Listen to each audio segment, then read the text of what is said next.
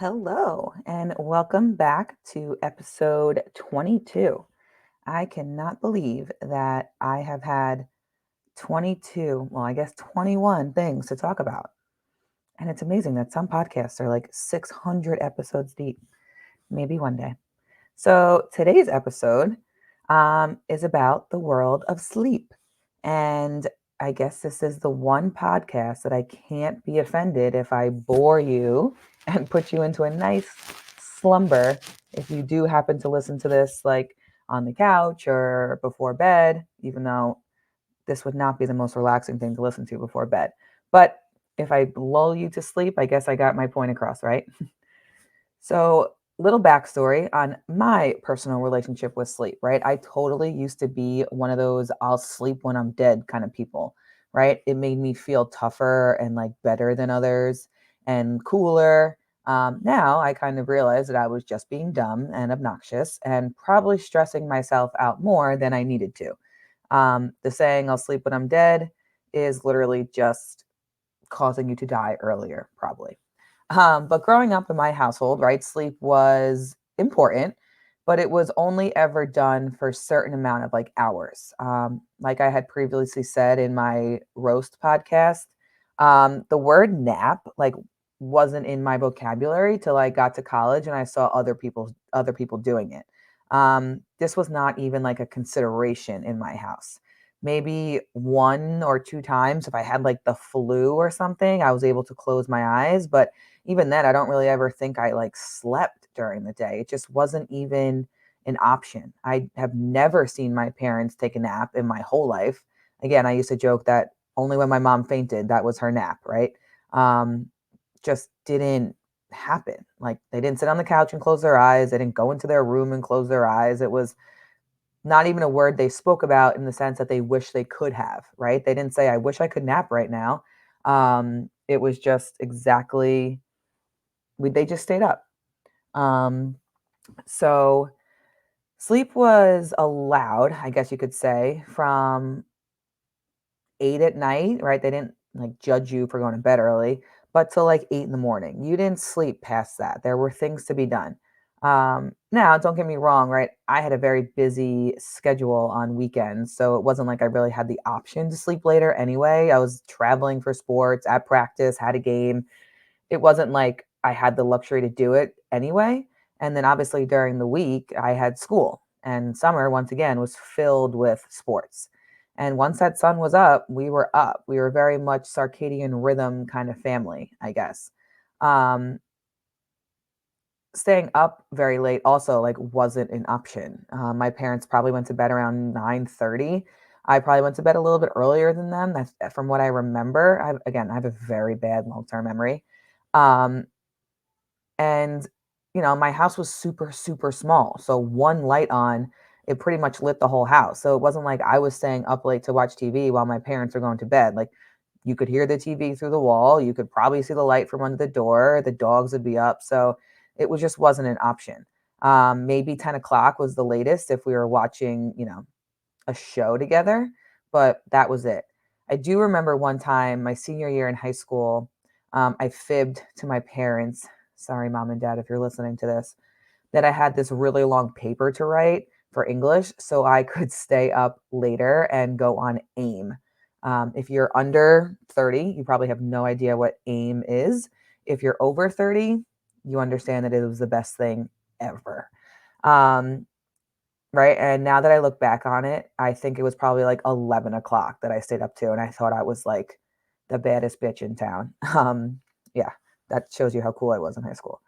Um, right. And also, if you have listened to the Q&A episode last week about supplements, I didn't sleep well up until about like 6 months ago. So 34 years of my life was crappy sleep. It would take me hours to fall asleep.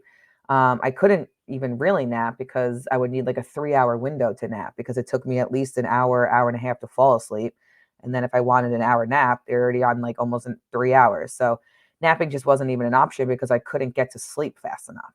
I'm a very, very light sleeper. I would wake up at the smallest and quietest noise. I thought that was normal. And then never really hit REM. I actually had a sleep study done on me in college, and I like I was just in light sleep my whole sleep cycle. I never really dove deep.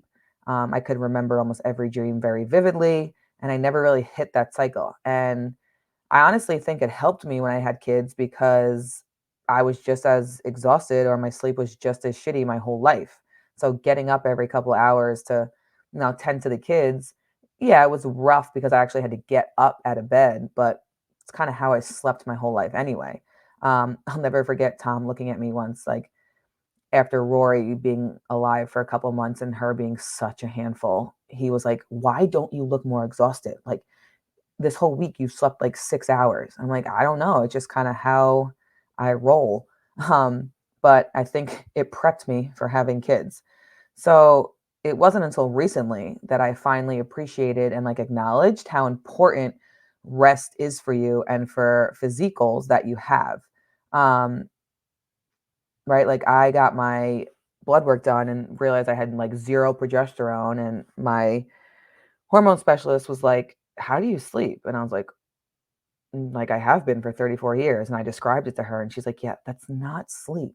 So that could totally be another reason why I worked so hard in the gym, but didn't really see amazing results like I should have probably with the effort that I was putting in. Now, the more I learn, the more I educate myself, sleep and rest is so crucial, right? If you have a goal of building muscle and staying lean, you have to sleep, right? Your muscle literally grows on rest days. Your human growth hormone gets released when you sleep. So, sleep is not for the weak, it's actually for the strong and for the smart. So, you're not winning any battles by forcing yourself to stay up or, sleep is I'll sleep when I'm dead, right? It's actually a silly quote. Um, my friends actually make fun of me because if we go out to dinner, I ask to go at like 4:30 or 5 because I still want to be in bed by like 9 o'clock the latest. Um, During the weekday, me and my husband literally walk up to bed at 8:30, 8:45. We put the kids in at 7:30. We watch like one show that's 45 minutes long, have some creamy ice cream maybe, and then we call it a night. I mean, granted, I am up at 4:20, right, to work out and go to work. So I do wake up a lot earlier than most people, right? I'm not sleeping till 7 or 8 p.m. like most people who have a 9 to 5. Um, but the other day, I was actually making a reservation for me and Tom for a date night. And I called the restaurant and I was like, "Hi, do you have a 4:30 dinner reservation?" And they're like, "Sweetie, we don't even open till 5." And I was like, "Oh, yeah, it was for my grandma. Ha ha. No, it was for me. I'm 34 and I like my sleep." So we had to go at 5 o'clock. We were literally like outside waiting for them. Losers. Okay, so now that you have my fun background on sleep, let's dive into the sciencey part of sleep, right? And how it's essential to be a high functioning human. So, sleep is sometimes referred to as the ultimate performance enhancing drug, right? It's free. We do it every day, and most of us wish we had more of it. So, the level of quality and quantity we get is vital to maximizing so many of our life's functions, right? 32% of the general population gets insufficient sleep. Just imagine, right? You're trying to function at 32% less of your efficiency, right? 32%, you could be 32% better during the day if you just slept a little bit better. That's a big chunk, right? That's not insignificant at all. So, here's what we know about how sleep affects the body, and how it kind of relates to fitness. So, sleep deprivation first can hinder muscle growth by inhibiting the anabolic process, right? And simultaneously, also creating a catabolic state, right? And that's a state at which you're losing mass, both fat and muscle. We don't want to lose muscle. Inadequate sleep can hinder strength outputs in your training programs, which means you can't lift as heavy, and that also directly affects muscle growth. Sleep deprivation can impair endurance exercises as well. Anything lasting longer than 30 minutes, poor sleep, you can really lose value in that workout, right? And all the studies that kind of back this up, they are examining sleep and exercise performance after one night of poor sleep, just one. So, chronic poor sleepers are most likely going to experience these performance drops at even a more drastic rate. Like, if one bad night's sleep can have all this effect, imagine if you're 30 years bad sleep or 20 years bad sleep, right? It's crazy, right? The other thing to look into is, do you even realize you're sleeping poorly? And this is what my issue was. Some people just think 5 hours is quote unquote enough, or I operate well enough and I just don't need as much sleep as everybody else.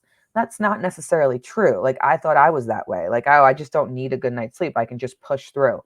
Well, I might not need it, but I am functioning at a lower level than I could be. So you do need it. Correct. You're not going to like fall asleep in the middle of the day. You're not going to, trip over your feet or not be able to pick up a 10-pound dumbbell, but your body does need it. And if you have certain goals for yourself, you do need it. Right. Imagine if you were able to get in a routine of getting 7 to 8 hours every night. That would increase your output on everything in your life, right? Remember, poor sleep doesn't just leave us feeling sluggish and groggy, but it affects everything else: digestion, mood, libido, memory, reaction time, so much more. There was a study done that people who slept 5.5, because it's ass, 5.5 hours, they lost 55% less fat during a training program, and they lost 60% more muscle than a person who slept 8.5 Okay. They preserved 60% more muscle, and they lost like 60% more fat. So, for sure, more sleep is better, right? Now, if we dive into the details of sleep metrics, so like what happens when you sleep, or like what is going on when you sleep. Now, this is not going to be the most interesting. It is going to be a little bit sciencey, but I will try and make it as simple as possible. I'll try and throw in some jokes. Um, and I won't make it 40 minutes long, but I think it's important that you guys know what actually is going on. So, first thing is your RHR, your resting heart rate. So understanding the significance of resting heart rate is an essential metric that measures the number of heartbeats per minute during periods of rest. So not when you're working out, when you are sitting, not moving. Tracking your RHR can offer really valuable insights into your cardiovascular health and overall fitness. A constantly high resting heart rate may indicate very high stress, the need for more recovery. Um, Additionally, certain factors such as alcohol consumption, illness, or stress can cause temporary spikes in your resting heart rate. Another thing I want to quickly go over with that is some people think that drinking and smoking weed and whatnot helps with sleep. Now, I used to think this too, right? Because like you get hammered and you knock out. You may fall asleep. You are not sleeping well. So you may knock out and sleep for 12 hours, but your quality of sleep with booze in your system or THC in your system, or I guess, I'm not sure if it's THC or the other part. I think it's THC. Definitely booze is shit. It is not good. So you still wake up tired. Everyone's felt this, right? Like, part of you being hungover is the fact that your sleep quality was garbage. You might hit the pillow and again, knock out. You might hit the floor and knock out. Doesn't matter. Falling asleep might be easy, but it's the quality of sleep you get when you are drunk that is absolute crap. And I don't know about you guys, but ever since I hit like 33 years old, when I drink, I wake up at like 1 a.m. and I cannot go back to sleep. It's like the second I sober up, kind of. So once the alcohol is done being processed in my body, I wake up and then it is staring at the ceiling until like 5 a.m. And this kills me for the next like day or two. So this has been one of the biggest reasons why I have really cut down my drinking, honestly, because I just can't afford to sleep for 3 hours a night. It messes me up for days and days. And the waking up at 1 a.m. to stare at the ceiling and not be able to go back to sleep kills me. Okay, so the next thing is heart rate variability, HRV. So this is very key on managing stress and fatigue. So HRV, heart rate variability, is a measure of the time variation between your heartbeats. So a higher HRV is typically associated with better stress adaptability, aka your chiller, while a lower HRV may suggest fatigue or poor recovery or higher stress. By monitoring your HRV, you can kind of better gauge your body's readiness for the day ahead. So Whoop, quote unquote, does this, right? It looks at your HRV and tells you how ready you are to train or how recovered you are. If you guys don't know, Whoop is a certain smartwatch. Um, I had it for a month or so. It's great in the sense that it does give you a lot of information. Like, okay, you're this much recovered. You're ready to train at this intensity. You need this much sleep in order to recover. But it's very unrealistic for a busy mother, father, professional. Like, cool. Yeah, I might need 10 hours of sleep to feel recovered. But guess what? I have a 2 year old, a 4 year old, and I'm working a full time job. I can't do it. Or, it's leg day and it says you're only 1% recovered. You shouldn't work out. Well, Saturday is the only day that I can lift legs. So guess what? Whoop, I'm working out. So I think it's great for high level athletes that can like really adjust their training schedules and their sleep schedules according to their recovery and their body's readiness.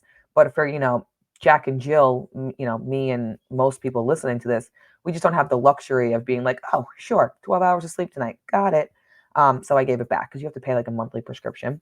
So this is one of the things it does um, gauge. So one of the most effective changes you can make to boost your HRV is to increase the time between your last meal and bedtime. So not eating close to bedtime.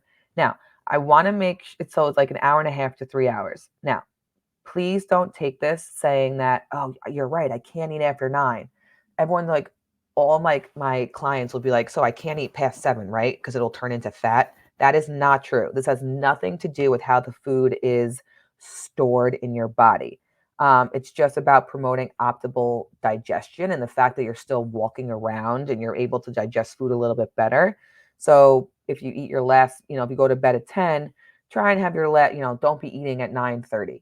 Right. So I try and go to bed by 9. I usually shut my eating off at like 7:30, 7:45 ish. It has nothing to do with it being stored as fat or it turning, raising my weight. It's just all about helping my HRV. All right, deep sleep, something that I struggled with. The importance of deep sleep for physical recovery, immune function, memory consolidation. Maybe this is why I have a shitty long term memory. Huh, this just clicked. Maybe my 34 years of really bad sleep is why I cannot remember anything that happened more than like 2 weeks ago. Interesting. When I say that, I can remember stuff, but I can't put dates on things or anything. Like my husband remembers the year songs came out. I took one of the best trips of my life to play soccer in Brazil. I can't even tell you the year it happened. Like that's crazy, right? It was either sophomore or junior year, maybe. I don't know. Okay, so the restorative phase of sleep, the deep sleep, is essential for physical recovery, immune function, memories. By monitoring the duration and quality of your deep sleep, you can make lifestyle adjustments to ensure that you reap all the benefits of this stage.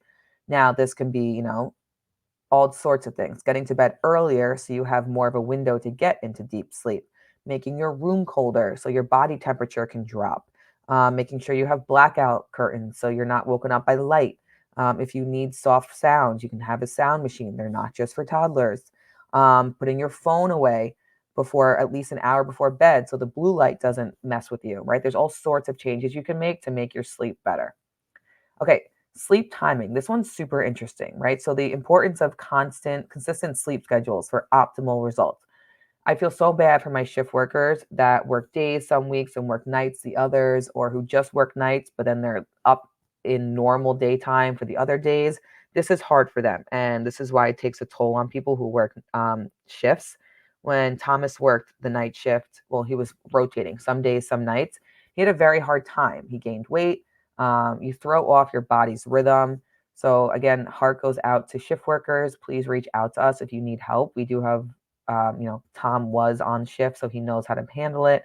We have a lot of nurses and stuff that do it. So Maintaining a consistent sleep schedule is essential for regulating your body's internal clock, promoting restfulness, restorative sleep, and by aligning your circadian rhythm, a consistent sleep schedule improves the overall quality of your rest. Although we often hear the terms early bird and night owl, there may be some health risks associated with both of these things. So, first, night owls, right? You are at greater risk for heart disease and metabolic syndromes. According to a study published in the Chronobiology International in 2019, which I just read, individuals who stay up late at night are at higher risk of developing heart disease and metabolic syndrome as compared to early birds.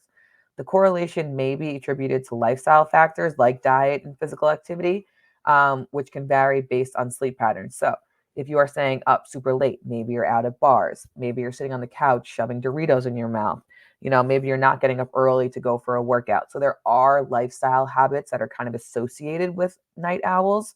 Most people aren't at the gym at midnight, or they're not on their walking pad at 1 a.m. They're snacking, playing video games, watching Netflix at that time. So it can correlate to that, but night owls, you're at risk for some gnarly things here. The relationship between chronotypes and mental health. So, numerous studies have examined the link between chronotypes and mental health. So, according to some research, individuals who prefer to stay up late, aka night owls, may be more susceptible to depression and other mood disorders. No good. However, it is vital to keep in mind that these connections are intricate, right, and can be impacted by a lot of other factors, such as the genetics and environment. But once again, night owls, another thing that isn't so great for your resume. Um, and the last thing for night owls, sorry, I'm kind of, squashing you, but it's true, right? We are meant to be up and asleep with the sun. It is just biological, ingrained in us since the beginning of time. Um, you may experience some difference in cognitive performance. So, according to a sleep study published in the Sleep Journal, individuals who prefer evening activities may exhibit differences in cognitive performance compared to those who prefer mornings. So, this could impact your daily functioning and productivity as well, in the sense that you are not as productive during the day, which is when most work hours are. So, maybe try and shift yourself a little bit to be a morning person. Now, you may be like, I can't. Well, you can. You will not die if you wake up earlier. It is not going to be easy right away, but you will eventually get yourself into a routine. No one is ingrained, or it's not in your DNA to be a night owl or a early riser. It might seem like that because it's years of habit and years of that same pattern, but you can break it, right? Just like smoking. Okay. No one has DNA in their genes saying they need to be a smoker. It may seem very hard to change it, but guess what? You can. Um, Waking up with the sun, and again, in the winter, it's very hard because you're up before the sun. Again, circadian rhythm is just so important. Um, there's better habits happening at 6 a.m. than at 1 a.m., right? So if you wake up at 6 a.m., you're not going downstairs to eat Oreos and play video games, most likely, right? If you're up at 1 a.m., you may be shoving cookies down your mouth and watching Netflix. If you wake up at 6 a.m., you're more likely to probably be going to a gym, having water, going for a walk, something that's a little bit more productive. Okay, latency. So understanding sleep latency is important. Is the amount of time it takes you to fall asleep after going to bed. This is another thing I suck at. Um, this is like the racing brain people, right? I just started taking GABA, GABA. It slows down your thoughts. Now, this scared me a little bit because I was like, I think of some of the best things ever at night, right? I thought of the name of this podcast at like 1 a.m. before I started taking my progesterone. So some of my best thinking is at night.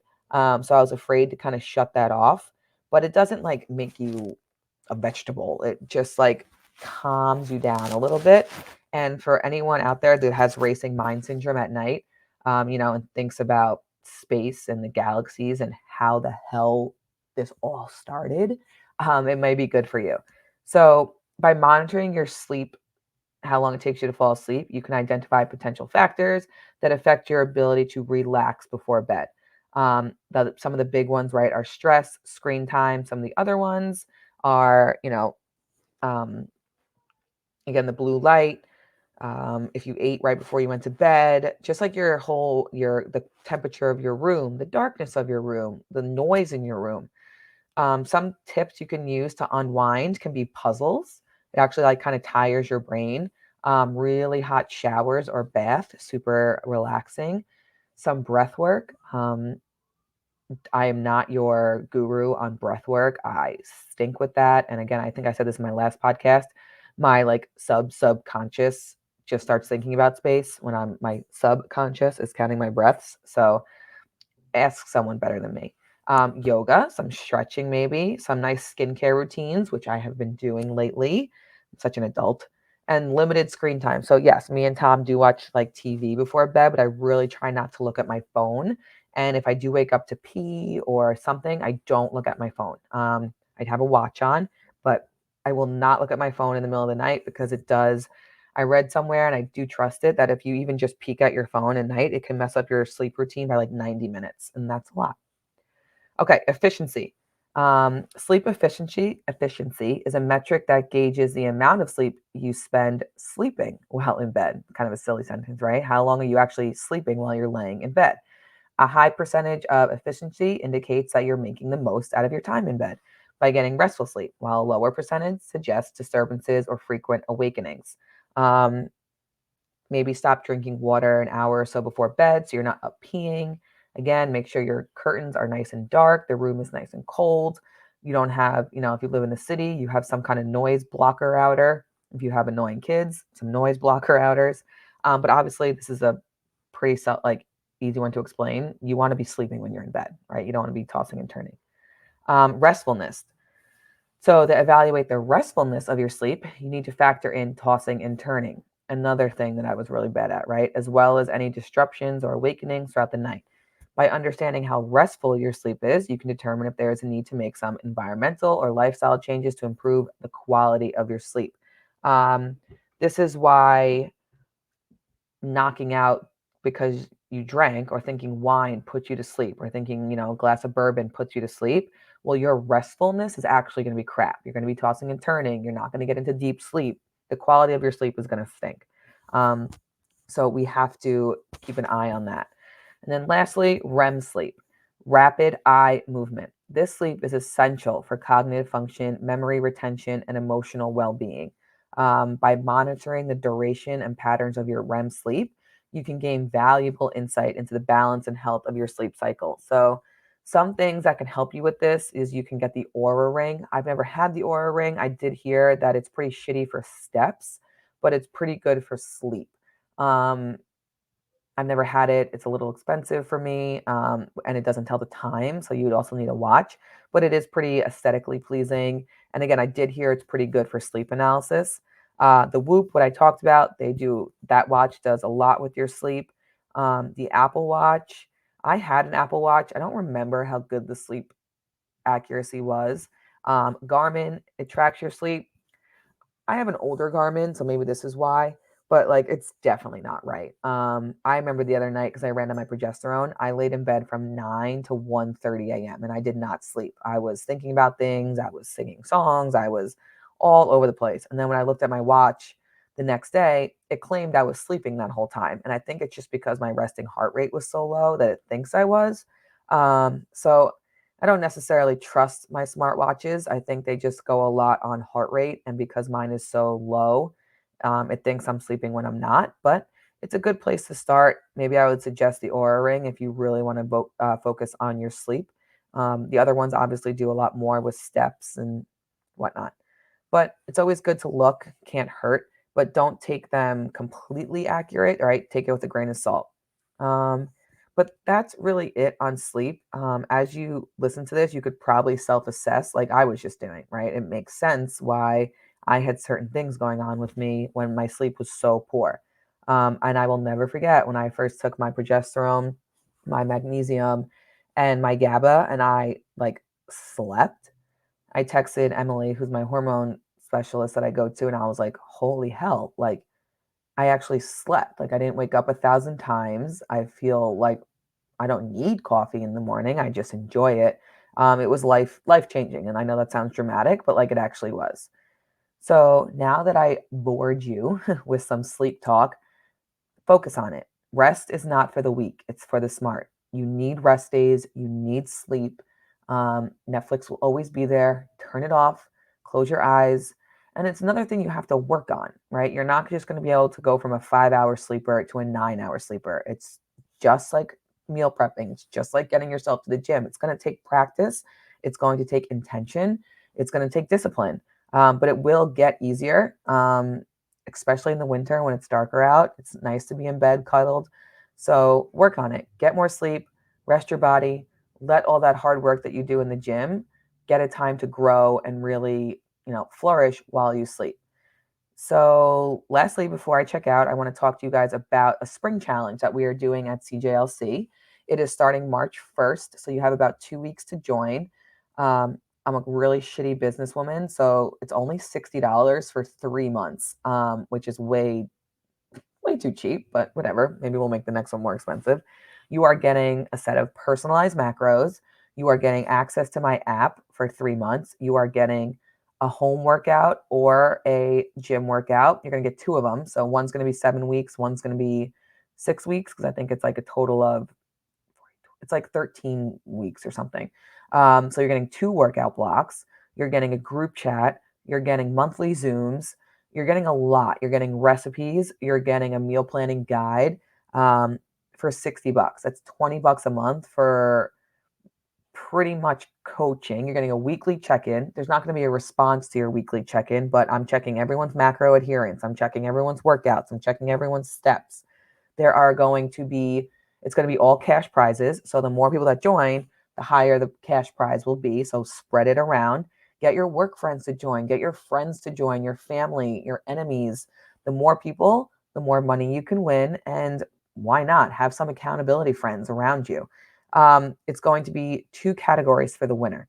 The first winner is going to be body composition changes. So your first pictures compared to your last pictures. This is not, again, a weight loss challenge per se. I would much rather you lift heavy, eat well, and lose inches than starve yourself for 3 months and lose weight, because then you're just going to gain it back once the challenge is over. So it is not weight loss, it is body composition changes. So think inches. And then the second winner is going to be from our point system that we are creating.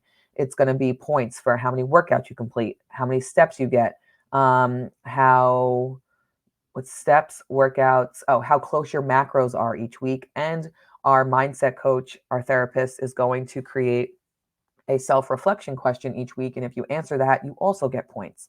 So you can also be a winner from the point system. First, second, and third place are going to get point prizes, and it should be awesome. Our last holiday challenge, there were some unbelievable results, and over 6 people stayed on for coaching because they drank the juice and they loved it, and their results are amazing.